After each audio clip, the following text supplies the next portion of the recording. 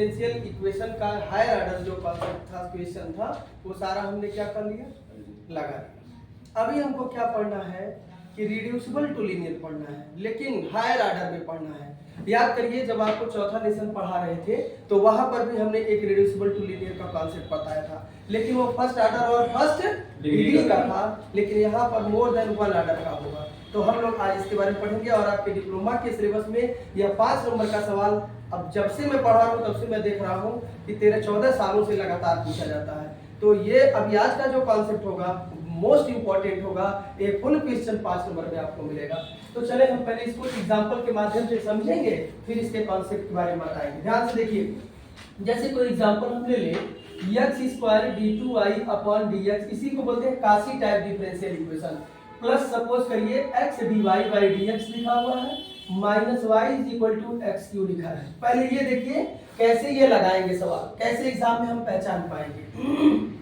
अभी तक आपने देखा था कि यहाँ पर सिर्फ ऐसे हुआ करता था, d2y by dx² plus dy by dx हुआ करता था, माइनस y ऐसे हुआ करता था। मगर अब इसके जस्ट एक कोफिशिएंट के रूप में x वाला फंक्शन भी रहेगा, x², हो सकता है 1 2 3 4 कुछ ऐसे भी हो जाए, फिर dy बाई dx के साथ यहाँ x रहेगा। इतनी बात सबको समझ में आ गई। हो सकता है कि यहाँ x³ हो, dq अपॉन dx³ हो, x² हो, d2y बाई dx² हो सकता है कि x टू द पावर 5 हो और यहाँ पर d टू द पावर 5 हो। समझ में आ रहा है ऐसे, लेकिन x जरूर होगा।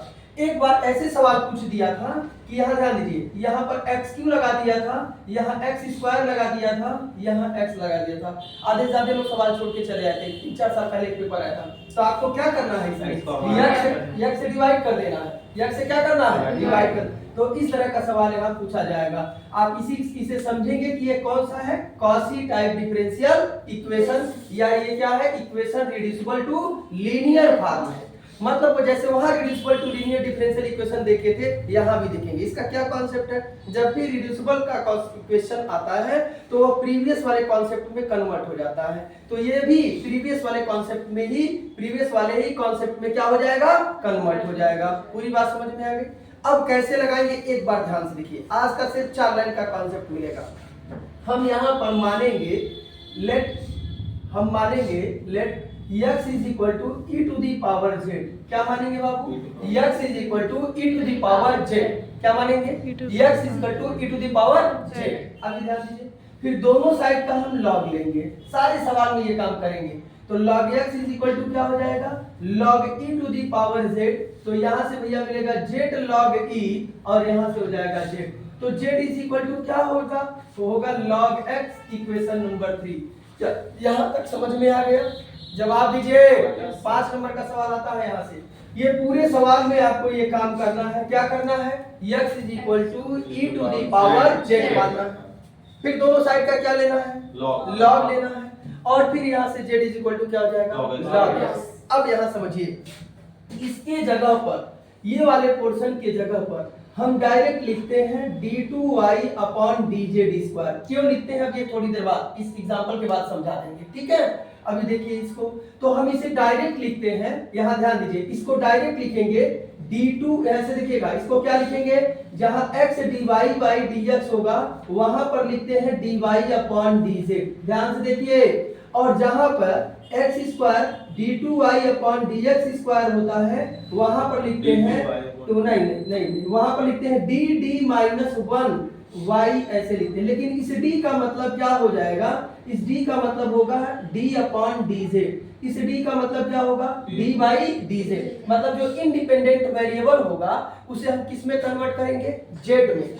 यहाँ ध्यान से समझिए, हम जो इंडिपेंडेंट वेरिएबल है, इस सवाल में इंडिपेंडेंट वेरिएबल कौन है, x। तो x को हम किस फॉर्म में कन्वर्ट करें, किसके फंक्शन के रूप में, z के फंक्शन के रूप में। तो जहां जहां x होगा वहां वहां हम क्या समझेंगे, z समझेंगे, और इसके जगह पर d माइनस 1y लिखेंगे। मगर ये d का मतलब क्या है, d अपॉन dz। अगर मान लो x³ और यहाँ dq अपॉन dx³ रहता तो लिखते d minus 1 d minus 2y। अब यहाँ बताओ क्या हो जाएगा, इसके जगह पर क्या लिखेंगे हम, हम इसके जगह पर लिखते हैं dy। क्यों लिखते हैं अभी थोड़ी देर बाद बताएंगे। अब यहाँ देखिए माइनस वाई, x के जगह पर आपने क्या रखा है, e to the power z रखा है, तो ये हो जाएगा q। अभी देखना ध्यान से, तो ये इन सब में y को हम क्या लेंगे कॉमन, तो d स्क्वायर मिलेगा, minus D plus D cut जाएगा, फिर हो जाएगा -1। तो टोटल आपको क्या मिलेगा, मिलेगा e to the power 3z। अब हमारा कॉन्सेप्ट इधर का खत्म, केस नंबर 1 स्टार्ट हो गया। केस नंबर 1 आपने पढ़ा है कि जब राइट हैंड साइड में e टू दी पावर क्या हो, ax, जेड को पढ़ाया गया था, e टू दी पावर क्या हो, ax। तो उस कॉन्सेप्ट का केस नंबर 1 से आप लगाएंगे। मेरा काम आज का समाप्त हो गया। अब अभी आपको ये बताऊंगा कि क्यों हम इसकी जगह पर ये रखते हैं, क्यों इसकी जगह पर ये रखते हैं। अब इसके बाद तुम लोग लगा सकते हो, तो कैसे लगाओगे एक बार लगा के भी बता देते हैं। हम यहाँ से क्या करते हैं आप लोग बताओ, ऑक्सिलरी इक्वेशन, इसके d के जगह पे क्या रखते हैं, हो जाएगा m square minus 1 is equal to 0, तो m square is equal to 1, तो m is equal to plus minus 1। अब यहाँ से कॉम्प्लीमेंट्री फंक्शन का फार्मूला बताइए क्या होता है, c1 e to the power m1z होगा, क्योंकि हमने पैरामीटर x को किस में कन्वर्ट कर दिया है, z में। ये गलती है सारे लोग एग्जाम में करते हैं। यहाँ तक कि जब मैं भी डिप्लोमा कर रहा था तो मैंने भी इसके जगह पर z के जगह पर क्या रख लिया था, x रख लिया था, जो सरासर क्या है गलत, क्योंकि हमारी आदत बनी हुई है क्या रखने की, x। तो अभी x नहीं रखना है, क्योंकि हमने अपने इस वेरिएबल को किस में कन्वर्ट कर दिया है, z plus c2 e to the power minus z। अब जरा ध्यान देना, लेकिन सवाल हमारा क्या z में है, क्या सवाल हमारा किस में है, x में। तो c1 e to the power z के जगह पर क्या माने हम, x प्लस c2 और e to the power z के जगह पर क्या हो जाएगा, x। ये क्या निकल गया भैया, कॉम्प्लीमेंट्री फंक्शन। अब क्या निकालोगे, पर्टिकुलर इंटीग्रल। पर्टिकुलर इंटीग्रल क्या होगा, जवाब दो, 1/d स्क्वायर माइनस 1 और e to the power 3z। अब जरा ध्यान दो, d के जगह पर क्या रखोगे, 3, तो 3 का whole square minus 1 e to the power 3z। ये पढ़ चुके हो, तो 3 3 जा 9, 9 माइनस 1 8 और e to the power 3z को e to the power z, e to the power z, e to the power z लिख सकते हो। अब यहाँ से पर्टिकुलर इंटीग्रल बराबर क्या होगा, 1/8 और e to the power z को क्या होगा, x। क्या हो जाएगा फिर, x3। अब लास्ट में आपको क्या लिखना है, solution. y is equal to complementary function plus particular integral. भैया कॉम्प्लीमेंट्री फंक्शन कितना है, देखिए बताइए, c1 x प्लस c2 और प्लस क्या होगा 1/8 x3। सब लोग समझ गए, यस सर। जवाब दीजिए। आज का कॉन्सेप्ट क्या है, आज का कॉन्सेप्ट बस इतना है कि हम क्या पढ़ रहे हैं, काशी टाइप डिफरेंशियल इक्वेशन या इस linear differential equation of higher order को हम रिड्यूस करेंगे प्रीवियस वाले मेथड में, और फिर हम लोग लगा लेंगे। कैसे लगाएंगे, पैरामीटर को x के जगह पर क्या मानेंगे, e to the power z, फिर दोनों साइड का क्या लेंगे, लॉग लेंगे, तो ये आ जाएगा। यहाँ के बाद जो ये आ रहा है, ये अभी कैसे आ रहा है मैं बताऊंगा। जहाँ ये x स्क्वायर d2/dx स्क्वायर होगा, वहाँ क्या मानेंगे, d माइनस 1। अगर x3 dq/dx होता तो क्या मानेंगे, d माइनस 1 d माइनस 2, ऐसे चलेगा। इसके जगह पे क्या मानेंगे, d, मगर इस d का मतलब क्या होगा, d/dz। क्लियर हो गया, इसे नोट करिए। एक और एग्जांपल हम लोग लेते हैं, यहाँ ध्यान समझ लीजिए, x square d2y/dx square minus x dy/dx plus 2y is equal to x log x। ध्यान से देखिएगा, ये भी काशी टाइप का ही डिफरेंशियल इक्वेशन है या रिड्यूसिबल टू लीनियर फॉर्म में है।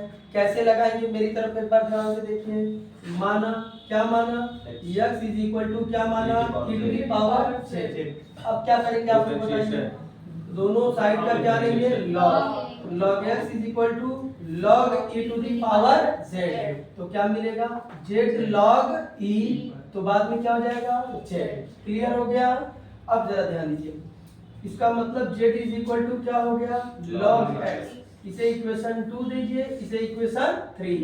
अब डायरेक्ट यहाँ आ जाएंगे, इसके जगह पे क्या लिखेंगे, अभी बताया ना क्या लिखेंगे, d माइनस 1y, मगर इस d का मतलब क्या होगा, d/dz। फिर minus x divide by d x की जगह पे क्या होगा डी वाई प्लस 2y और x इज इक्वल टू क्या लिखा हुआ है x इज इक्वल टू क्या लिखा हुआ है sorry x is equal to क्या लिखा हुआ है e to the power z और log x is equal to क्या लिखा हुआ है z। क्लियर हुआ?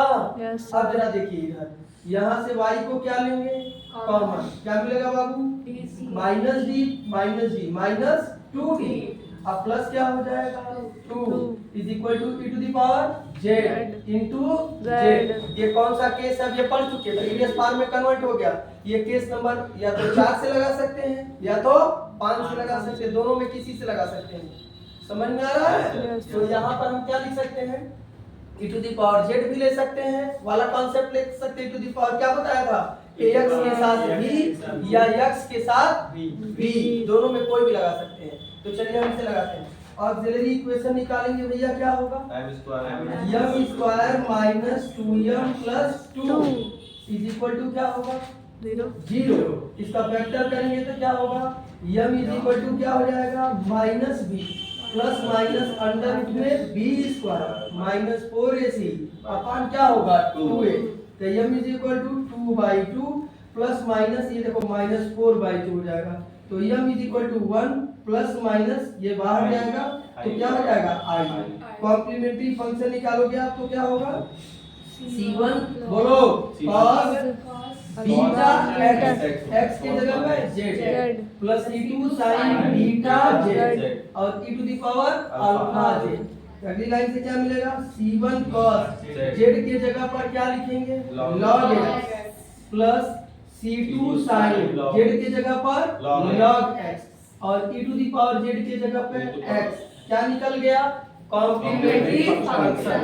अब क्या निकालेंगे पर्टिकुलर इंटीग्रल, क्या हो जाएगा 1 अपॉन बोलो क्या हो जाएगा d square minus 2d plus 2 और e to the power z और क्या होगा z।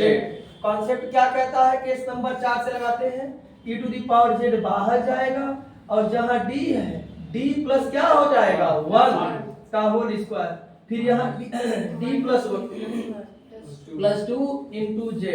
अब यहाँ से e to the power z 1 upon क्या मिलेगा d square plus 2d minus 2d cancel हो जाएगा यहाँ होगा प्लस 1 अब प्लस 2 कितना प्लस 3 में से माइनस 2 घटेगा तो क्या होगा प्लस 1 और क्या हो जाएगा z। अब जरा ध्यान दीजिए समझ में आ रहा होगा। अब e to the power z होगा, इसको देखो क्या करते हैं पहले असेंडिंग ऑर्डर में लिखते हैं, आरोही क्रम में लिखते हैं, फिर इसको 1 कॉमन लेंगे और कॉमन लेके कहाँ जाएंगे ऊपर ले जाएंगे। और अब क्या करेंगे बाइनोमियल थ्योरम से 1 पावर है तो 2 टर्म तक एक्सपेंशन कर देंगे। अब जरा समझिए तो e to the power z में 1 से मल्टीप्लाई करेंगे z होगा और d square z plus data. अगली line e to the power z, यहाँ ध्यान दीजिए z होगा, z का 2 बार डिफरेंशिएशन करेंगे तो क्या होगा 0 होगा तो ये 0 हो जाएगा, मिलेगा e to the power z into z और e to the power z को आप क्या मानते हैं x और z इज इक्वल टू क्या है log x। ये क्या निकल गया पर्टिकुलर इंटीग्रल। लास्ट में कॉम्प्लीमेंट्री फंक्शन और पर्टिकुलर इंटीग्रल को क्या कर देंगे ऐड कर देंगे। क्लियर हो गया? इस तरह से ये काशी टाइप का डिफरेंशियल इक्वेशन का कॉन्सेप्ट हमने पढ़ा दिया। अब आप लोग इसे सारा क्या करिए लगा डालिए और जो नहीं आता है वो हमसे आकर के क्या करिए पूछ लीजिए। तीन सवाल उसमें ऐसे हैं जिसमें राइट हैंड साइड में 1 अपान 1 माइनस एक्स का होल स्क्वायर एक होगा, एक साइन एक्स या कॉस एक्स करके होगा और एक और e to the power x करके होगा। ये सवाल नहीं लगा पाएंगे, इसको दूसरे तरीके से हम बताएंगे, कोई दिक्कत नहीं। बाकी सारा सवाल क्या करिए लगा डालिए, ठीक है। चलिए ध्यान दीजिए, हम इसको क्या बोलेंगे काशी टाइप डिफरेंशियल इक्वेशन। क्या बोलेंगे काशी टाइप इक्वेशन। जो कल सवाल बताए थे उसका कॉन्सेप्ट अब आपको समझाने जा रहे हैं। क्या कॉन्सेप्ट है इधर देखिए, काशी टाइप डिफरेंशियल इक्वेशन क्या होगा यहाँ ध्यान दीजिए x to the power n और यहाँ पर भी होगा n और यहाँ क्या होगा dxn प्लस यहाँ मन करे तो a0 लिख लीजिए, मन करे तो न लिखिए, कोई फर्क नहीं पड़ने वाला है।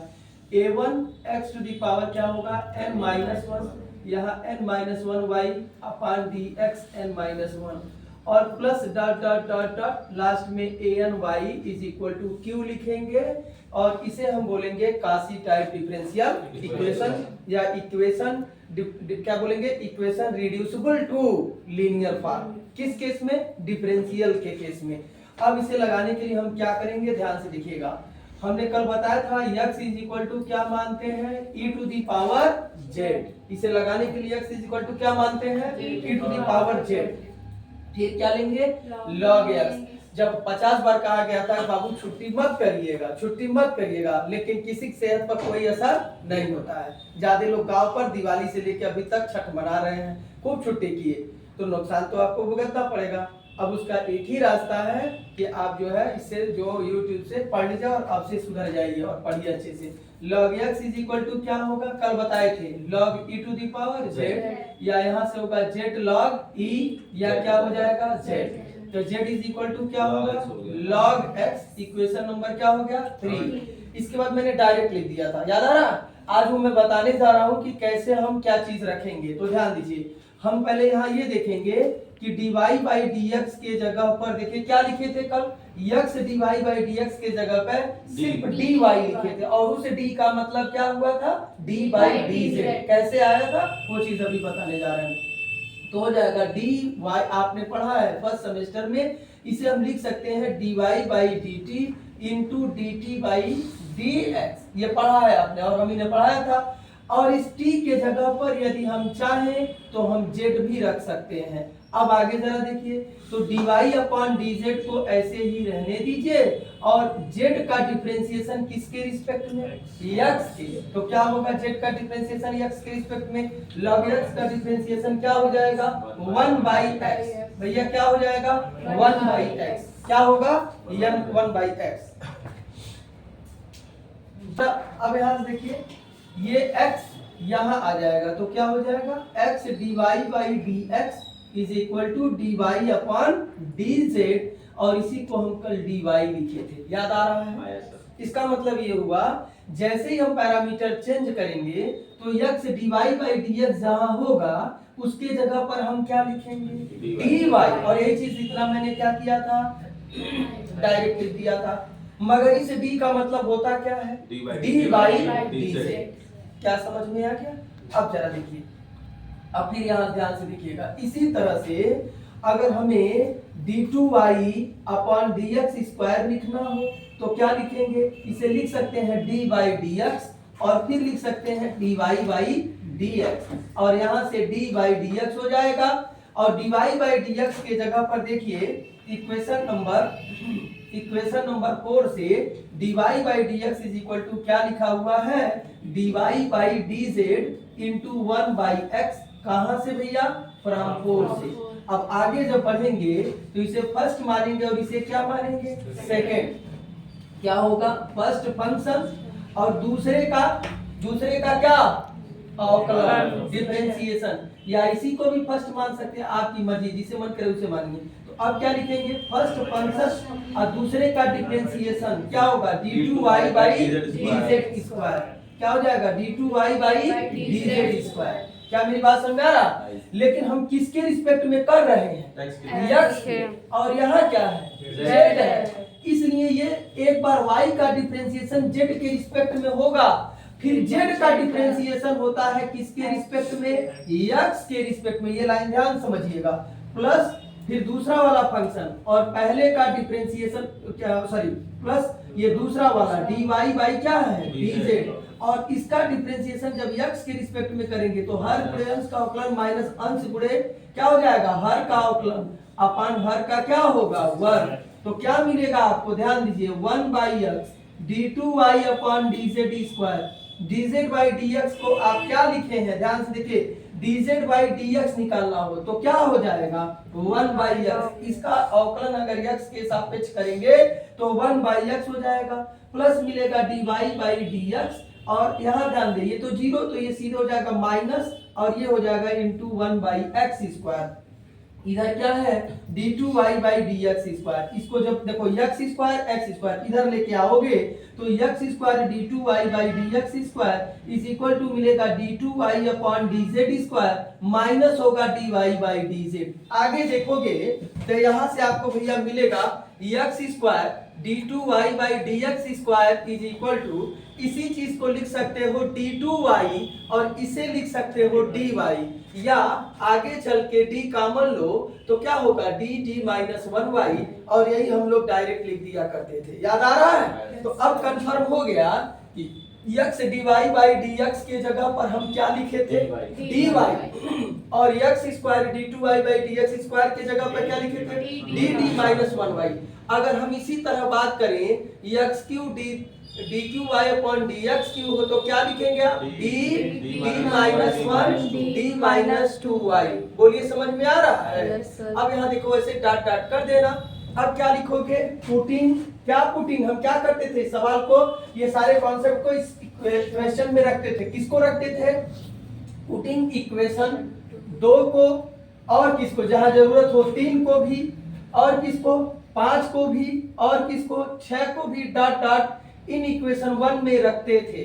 तो क्या होता था equation equation 1 will be convert हो जाता था। किसमें कन्वर्ट हो जाता था? कन्वर्टेड इनटू प्रीवियस फॉर्म में कन्वर्ट हो जाता था, और जिसे हम विच इज सॉल्व बाई, जिसे हम प्रीवियस मेथड से ही क्या करते थे सॉल्व बाई प्रीवियस मेथड से हम क्या कर लेते थे सॉल्व कर लेते थे। और लास्ट में एट लास्ट और अंत में हम जो z में ला रहे हैं आंसर वो किस में रिप्लेस करेंगे x में। At last we replace z in to their usual meaning, या into z into their usual meaning लिख लीजिए, यूजुअल मीनिंग, या और अच्छे से लिखना है रिप्लेस एज्यूमिंग पैरामीटर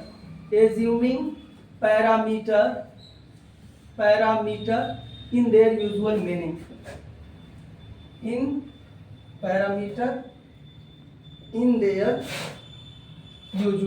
लग गया। ये कॉन्सेप्ट पूरा मैंने बता दिया, ध्यान से समझिए। ये सवाल 5 नंबर का कंफर्म पूछा जाता है। जब से मैं पढ़ा रहा हूँ 13, 14, 15 सालों से मैं देख रहा हूँ, तब से ये सवाल पूछा जाता है। कुछ नहीं करना है।